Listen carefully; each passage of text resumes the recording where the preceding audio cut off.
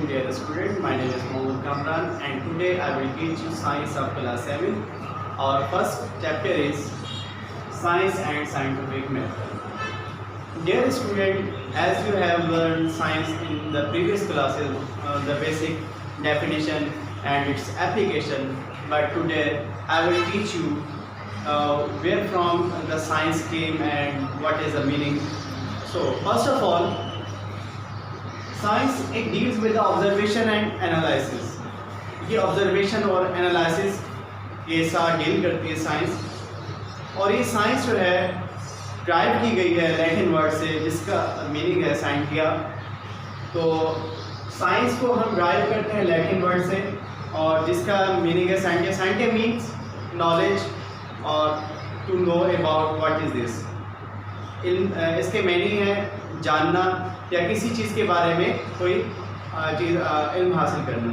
तो साइंस में हम ये देखते हैं कि जब हम whenever we go outside we see many things, but every natural thing has their own science. So our next topic is technology. Before this, what are the natural science and social science? Natural science में हम biological things को हम जो है वो represent कर रहे होते हैं, एक्सप्लेन कर रहे होते हैं. लेकिन सोशल साइंस में हम बिहेवियर ऑफ ह्यूमन को डिस्कस करते हैं. सोशल साइंस में आप बिहेवियर ऑफ ह्यूमन को डिस्कस करते हैं और नेचुरल साइंसेज में आप बायोलॉजिकल जितनी भी चीज़ें हैं उनको आप डिस्कस करते हैं. इसी तरह जब मैं टेक्नोलॉजी की बात करूंगा तो टेक्नोलॉजी में आप ये दोनों चीज़ों का फ़र्क आप जान सकेंगे कि साइंटिस्ट किसी भी चीज़ को प्रूव करने के लिए उसके साइंस प्रोसेस स्किल से गुजरते हैं, फिर उसके बारे में साइंटिफिक मेथड बनाते हैं, फिर आखिर में आपके पास साइंटिफिक रिसर्च आती है. साइंटिफिक रिसर्च उसके बाद टेक्नोलॉजी में कन्वर्ट होती है. जो इससे पहले हम बेसिक साइंस पर काम करते हैं और अप्लाइड साइंस पर काम करते हैं. साइंटिस्ट बेसिक साइंस को यूज़ करते हुए वो एकेडमिक लेवल पर इसकी रिसर्च कर रहे होते हैं. जब इससे आगे रिसर्च उनकी बढ़ती है तो वो अप्लाइड साइंस पर काम करते हैं, जो वो प्रैक्टिकल पर आ जाते हैं. मतलब ये है कि पहले जितने भी साइंटिस्ट हैं वो पेपर वर्क करते हैं, उसके बाद वो प्रैक्टिकल पर आते हैं. इसकी आप एक गुड एग्जांपल ले सकते हैं, जैसा कि हीट लेटेंट हीट एक ऐसा फिनोमिना है जो हीट को डिस्क्राइब कर रहा होता है, और ये डिस्कवर किया गया था बहुत सालों पहले. इसका कोई प्रैक्टिकल नहीं किया गया. तो जब इसका प्रैक्टिकल किया गया तो हमारे पास इसका जो प्रैक्टिकल आया वो 1876 में as a invention of refrigerator के तौर पर आया. Invention of refrigerator.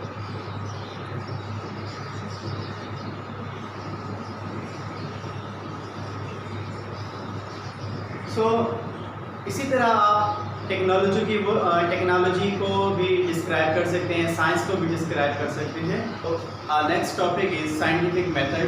In scientific method, what is the scientific method? Its definition is written here. It is a technique to acquire knowledge.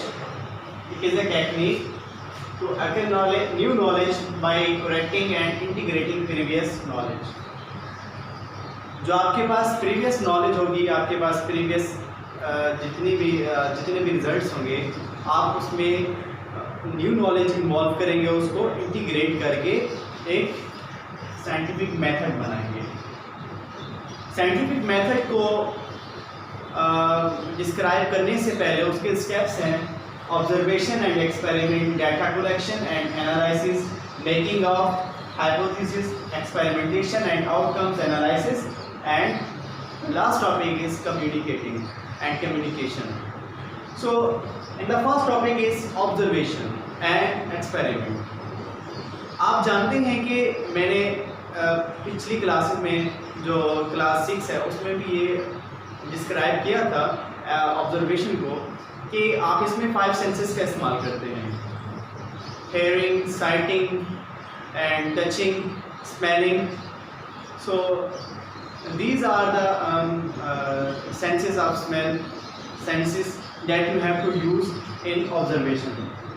अगर मेरे पास एक कॉइन है तो कॉइन को देखने के लिए मैं सबसे पहले साइड करूँगा, उसको देखूँगा बाय आइज के राउंड शेप है और स्मूथ है, और मैं इसको टचिंग के ज़रिए भी सेंस ऑफ टच भी यूज़ करूँगा, और इसी तरह ये सारे ऑब्जर्वेशन में आ जाते हैं। ऑब्जर्वेशन में अगर मैं ये चाह रहा हूँ कि इसका एक्सपेरिमेंटली कि इसको देखूँ कि किस तरह का है और इसकी लेंथ कितना है, इसका डायमीटर कितना है, ये सारी चीज़ें मैं एक्सपेरिमेंट के ज़रिए ही कर सकता हूँ। और एक्सपेरिमेंट में आप मीटर रूलर भी यूज़ कर सकते हैं, माइक्रोस्कोप भी यूज़ कर सकते हैं, as you know that you have to use. And the next, data collection. First of all, data. What is the data? The raw fact and figures. The raw fact and figures. ऐसी चीज़ जो वाज़ेह और जामे, मतलब ये है कि मेरे पास अगर पेंसिल्स का सेट है, पेंसिल का set means there are 12 pencils and 12 ball pens या पेन्स। सो ये एक डाटा है जो वाज़ेह है। अगर मैं ये कहूँ कि trees of this country, trees तो बहुत सारे नहीं गिने जा सकते, तो ये डाटा बिल्कुल वाज़ेह नहीं है। तो इसीलिए डाटा ऐसा होना चाहिए जो वाज़ेह और जामे। डाटा कलेक्शन एंड एनालिसिस, आप उसको एनालाइज करें। Analyse mean differences and similarities की बुनियाद पर आप उसको एनालाइज करेंगे और इसके बारे में एक स्टेटमेंट बनाएंगे। मेकिंग ऑफ हाइपोथेसिस, आपने हाइपोथेसिस तैयार करना है। जो आपने ये दोनों काम कर लिए, इसके बाद आपका जो प्रोसेस है वो हाइपोथेसिस का है।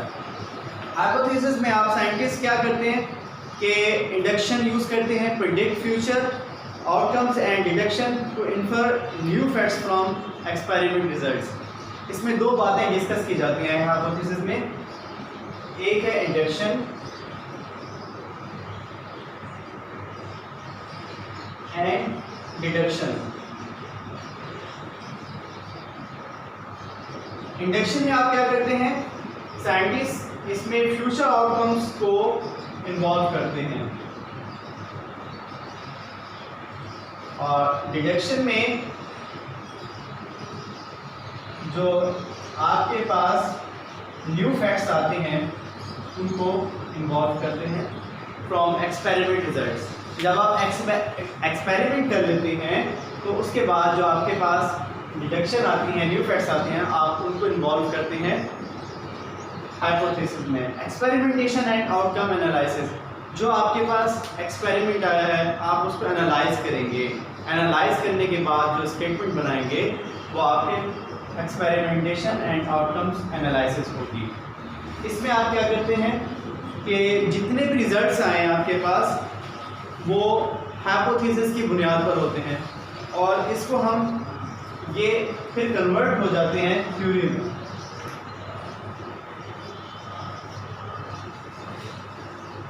ये सब एक्सपेरिमेंटेशन एंड एनालिसिस ये सब इन्वॉल्व होती है हाइपोथेसिस की बुनियाद पर। अगर आपने इसको बहुत एक्सपेरिमेंट भी कर लिया और इसके एनालिसिस को एनालाइज भी कर लिया, तो ये आपके पास एक थ्योरी बन जाएगी जो आप फर्दर इसको शेयरिंग करेंगे, कम्युनिकेट करेंगे दूसरों के साथ। कम्युनिकेशन मीन्स आप इसके रिसर्च पेपर भी कर सकते हैं।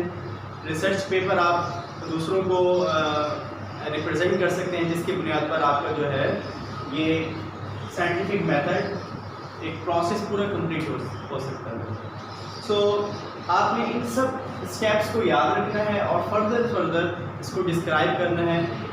इसी तरह आपके साइंटिफिक मेथड कंप्लीट हो सकते हैं। Our next topic is, dear student, our next topic is boundaries of science.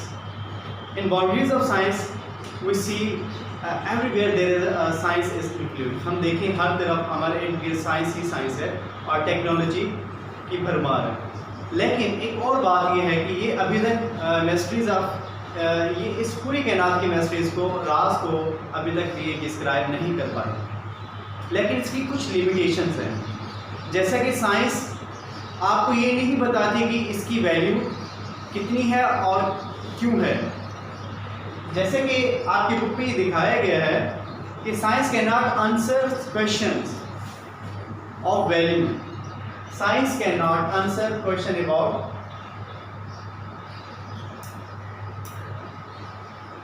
Value. ये आपको वैल्यू के बारे में कोई आंसर नहीं बताएगी। वो कैसे कि 1 ग्राम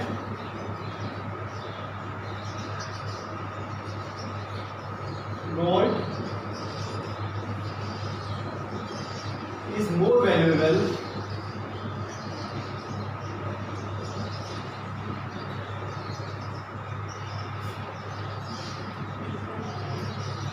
or 1 gram silver। आप यहाँ देख सकते हैं कि 1 gram gold is more valuable और 1 ग्राम सिल्वर। साइंस इसके बारे में नहीं बताएगी कि इसकी वैल्यू किसकी बेहतर है, जस्ट ये आपको बता देगी ये कितना ग्राम है और ये कितना ग्राम है, गोल्ड कितना ग्राम है और सिल्वर आपके पास कितना ग्राम है। जो सेकंड आपके पास है ये can not answer of morality, ये आपको मोरालिटी की भी आंसर नहीं दे सकती। डिसाइडिंग दैट गुड और bad.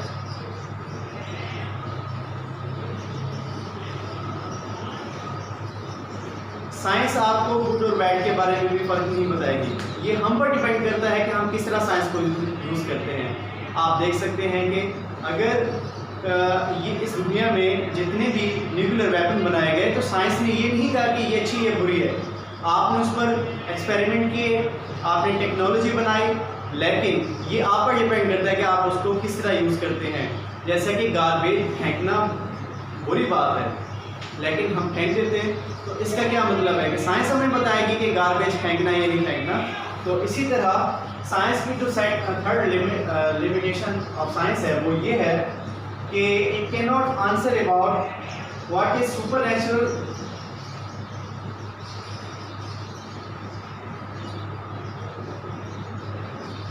Science only for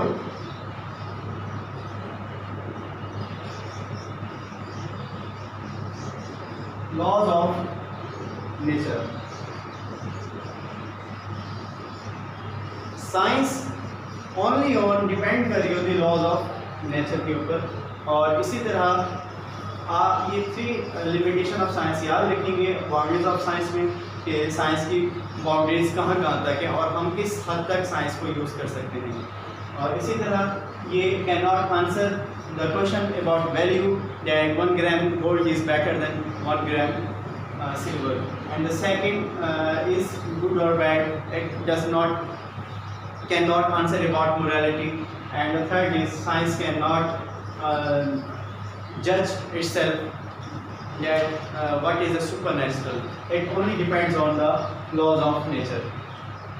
And so our next topic is laboratory equipments।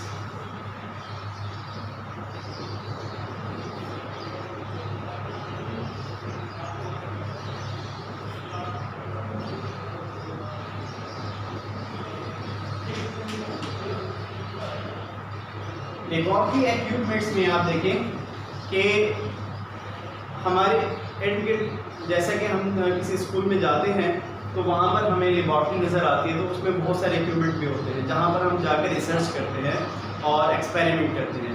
तो इन इक्विपमेंट्स के बारे में आज हम जानेंगे, कुछ देखेंगे। जैसा कि आपकी बुक में पेज नंबर 4 में ये चीज़ दिखाई गई है और पेज नंबर 5 में भी आप ये देख सकते हैं जितने भी है लेबॉर्ट्री इक्विपमेंट्स हैं जो हम अपनी साइंस लेबॉर्ट्रीज में यूज़ करते हैं और एक्सपेरिमेंट। तो आपने इसका बहुत जायज़ा लेना है कि कंटेनर्स में आपके पास बीकर भी आता है और कॉनिकल फ्लास्क भी आ जाता है। कॉनिकल फ्लास्क आप किसी लिक्विड को होल्ड कर सकते हैं इंस्टेड ऑफ बीकर्स, और बीकर में आप लिक्विड भी इसमें होल्ड करते हैं। इसी तरह राउंड बॉटम फ्लास्क है आपके पास, और टेस्ट ट्यूब भी है, ग्रेजुएटेड सिलेंडर, वॉल्यूम फ्लास्क, ये सारी चीज़ें किस में आ जाती हैं, कंटेनर्स में आ जाते हैं। ऐसे कंटेनर ये जो इन्वॉल्व होते हैं किसी चीज़ को, लिक्विड को होल्ड करने के लिए। और holding equipments means use to place test tubes, जैसे कि आप टेस्ट ट्यूब को होल्ड करने के लिए किसी इक्विपमेंट का इस्तेमाल करते हैं, वो आपके पास टेस्ट ट्यूब रैक है, और use to hold the test tube जैसे कि रेस्ट, टेस्ट ट्यूब क्लैंप, और ये जितने भी इक्विपमेंट्स हैं वो आपके पास होल्डिंग इक्विपमेंट्स के तौर पर यूज़ होते हैं। And the next our topic is volume of objects of different shapes. Volume of different shapes, volume क्या होता है ये आपने 6th क्लास में इसको अच्छे तरीके से रीड आउट किया होगा। लेकिन volume is a space occupied by an object. Volume क्या है? Is a space occupied by an object. I am writing here its definitions. Space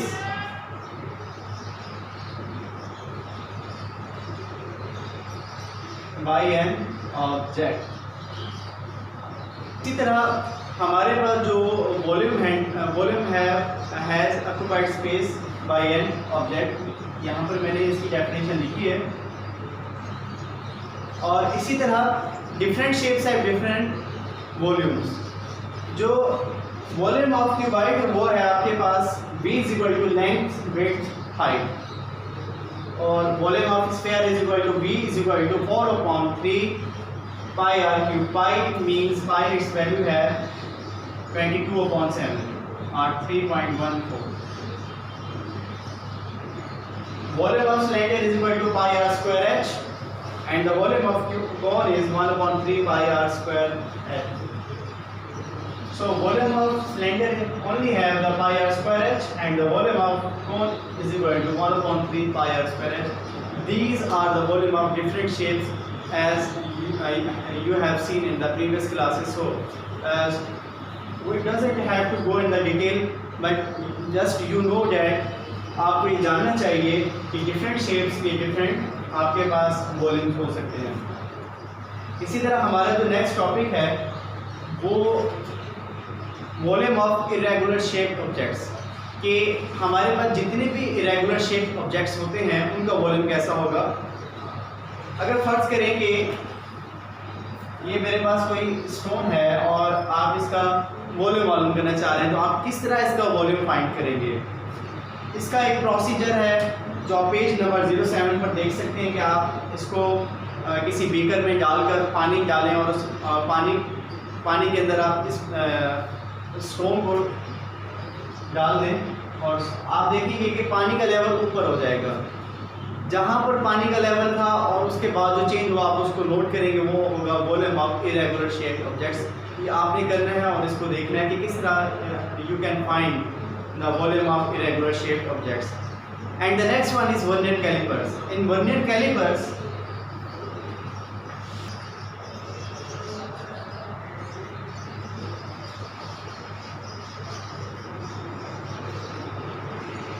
vernier callipers के बारे में आपने पिछली क्लासेस में पढ़ा है, और लेकिन अभी मैं इसको दोबारा रिव्यू करवा देता हूँ कि वर्नियर कैलिपर्स को हम एक्सटर्नल और इंटरनल डायमीटर को फाइंड करने के लिए यूज़ करते हैं। और ये हमें 0.01 सेंटीमीटर तक एक्यूरेसी दे सकता है। इसकी जो एक्यूरेसी है वो है 0.01 सेंटीमीटर, और हम इसको फाइंड कर सकते हैं किसी चीज़ का इंटरनल और एक्सटर्नल डायमीटर। आप बुक में देख सकते हैं कि इसके जो ये दो जॉज हैं, ये आउटसाइड जॉज हैं और ये इसके जो बैरूनी इनसाइड जॉज ये आपके पास दिखाई दे रहे हैं। इसके दो स्केल होते हैं, एक वर्नियर स्केल और एक मेन स्केल। वर्नियर स्केल ऐसा स्केल होता है जिसको आप इजीली मूव करा सकते हैं to forward and backward, but main scale is connected to the jaws. ये जॉज के ज़रिए ही कनेक्ट होता है और जिसको आप मूव नहीं करा सकते। इसके आप रीडिंग लेते हैं और रीडिंग लेते वक्त आपने एहतियात करनी है कि वर्नियर स्केल पर क्या रीडिंग है और मेन स्केल पर क्या रीडिंग है। जब हम इसके एक्सपेरिमेंट पर आएंगे तो इसको मैं डिस्क्राइब करूँगा कि किस तरह आप किसी भी चीज़ का इंटरनल और एक्सटर्नल डायमीटर फाइंड कर सकते हैं। Okay dear student, next topic is data representation. It is a technique to compile, evaluate and present data. इसका क्या मतलब है कि जब आप कोई चीज़ गैदर करते हैं, कोई इंफॉर्मेशन गैदर करते हैं, तो आपने उस डाटा को आपने रिप्रेजेंट करना होता है in the 3 ways. There are the 3 ways of the representing data. The first way is bar chart and the second is pie chart. In bar chart ये एक ऐसा वे है जैसे कि आप कोई डाटा जो है ना उसको रिप्रेजेंट करवा सकते हैं horizontally and vertically. So I have made this vertical bar chart, आप ये देख सकते हैं कि ये मंथ है जनवरी, फरवरी एंड मार्च। इसमें नंबर ऑफ विजिटर्स कितने हैं? 100, 200 एंड 300। अब मैंने इसको रिप्रेजेंट किया है बार चार्ट के जरिए। सबसे पहले मैंने इसको नंबर लाइन पर शो कर दिया 0, 50, 100, 150, 200 and so on to 300. And the next you can see that there is January, February and March. अब देखिए जनवरी में हम देखेंगे कितना है इसमें नंबर ऑफ विजिटर्स 100 है, तो मैंने ये 100 तक इसको ये बना लिया। अब देखिए फरवरी में कितने हैं 200, तो 200 का यहाँ तक मैंने इसको रिप्रेजेंट कर दिया। एंड द नेक्स्ट इज 300 में मैंने ये मार्च में नंबर ऑफ विजिटर्स थे 300, तो 300 में मैंने इस तरह ड्रॉ कर लिया है। तो ये इजी भी है किसी भी डाटा को रिप्रेजेंट करने के लिए, और ये कॉमनली यूज भी किया जाता है। तो next our pie chart which present data very easily. Pie chart में एक सर्कुलर चार्ट होता है और हर सर्कुलर चार्ट में नंबर ऑफ सेक्टर्स डिवाइड होते हैं, और इसी तरह हमें हर सेक्टर की वैल्यू मालूम करनी होती है कि सेक्टर की वैल्यू कितनी है।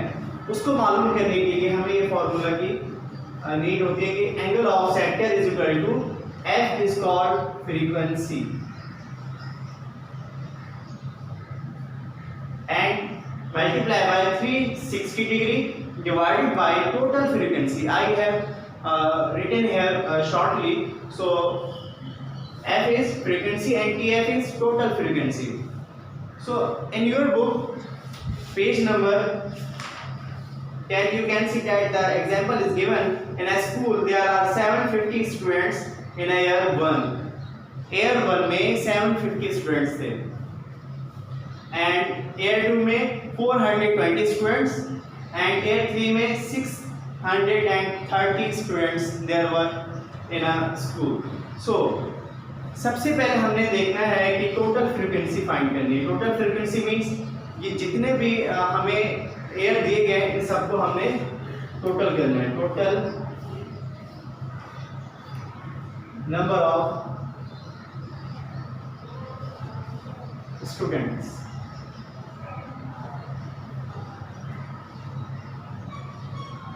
एयर 1 में हमारे पास 750 स्टूडेंट्स थे and year 2 में 420 and the next is 630 students। जब आप इनका सम करेंगे तो आपके पास ये रिजल्ट आएगा 1800, और ये आपके पास आ गए total number of student.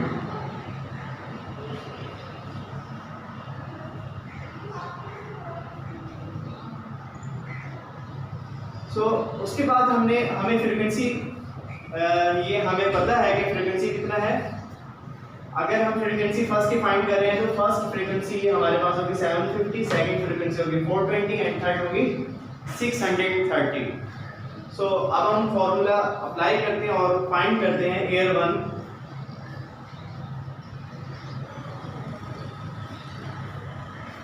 Size of angle. Basically होता ये है कि आपने सेक्टर्स की फ्रीक्वेंसी फाइंड करनी होती है। सेक्टर्स को फाइंड करना होता है कितने डिग्री का है, तो हम ये जब हम इसका सम कर लेंगे तो हम फाइंड करना चाहेंगे कि 750 frequency multiply by 360 degree divide by 1800। It is very easy that 0 will be cancelled, this 0 and this 0 will be cancelled to this, and 18 to the 36, 75 multiplied by 2, 150 degree. So air 2 size of angle, आप इसको इसी तरह find करेंगे 420 multiply by 360 degree divided by 1800, और इसका जो result होगा वो कुछ इस तरह से होगा।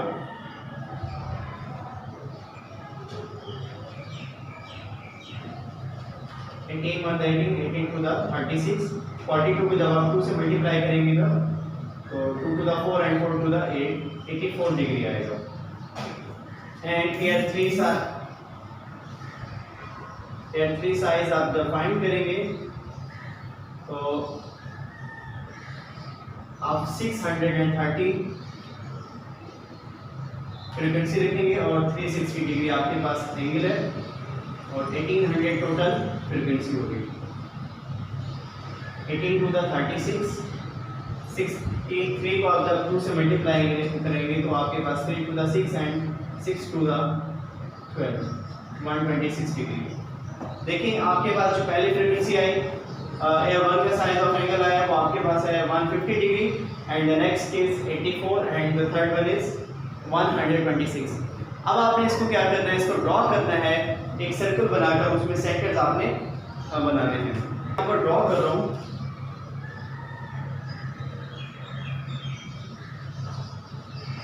और हमारे पास जो एयर 1 का साइज था वो था 150 degree,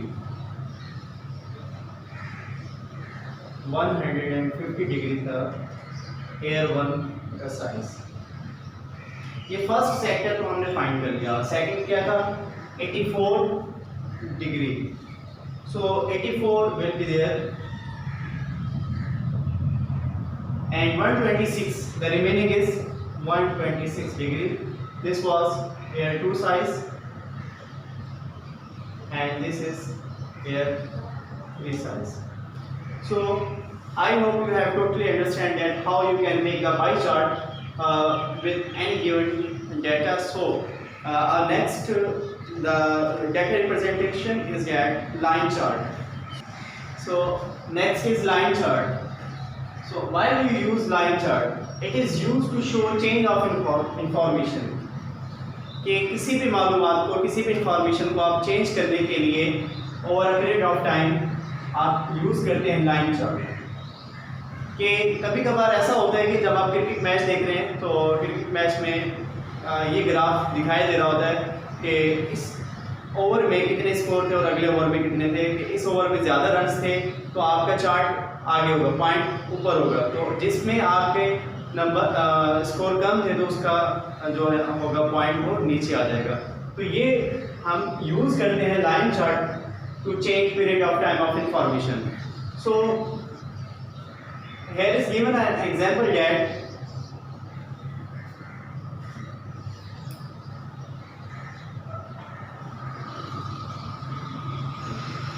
first of all day will be Monday, Tuesday, Wednesday and Thursday and Friday. So here is earning is 200, 400, 300 and now 400 and 500. So we have to make the chart of the given data that the days are Monday to Friday and the earning is 200 to 50, 500. So I will make the horizontal line, the vertical line here.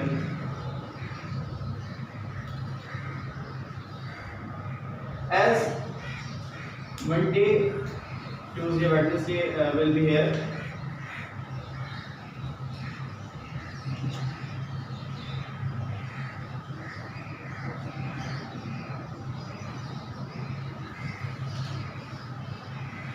Thursday and Friday. So now make here the number find 100, 200, 300 and 400 and 500. So first of all you can see that if for your easiness I am making here lines.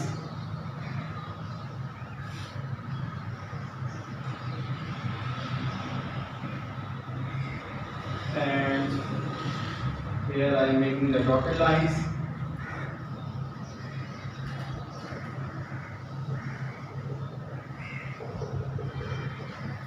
इसके ज़रिए आप data को easily represent करवा सकते हैं। देखिए 200 यहाँ पर आ रहा है, तो आप इसको यहाँ पर पॉइंट बना दें। एंड ट्यूसडे पर हमारे पास जो अर्निंग है वो है 400, तो आप यहाँ इसको ड्रॉ कर दें पॉइंट। वेडनेसडे पर आप देखें 300 है, तो 300 आप यहाँ पर पॉइंट के ज़रिए ड्रॉ कर दें।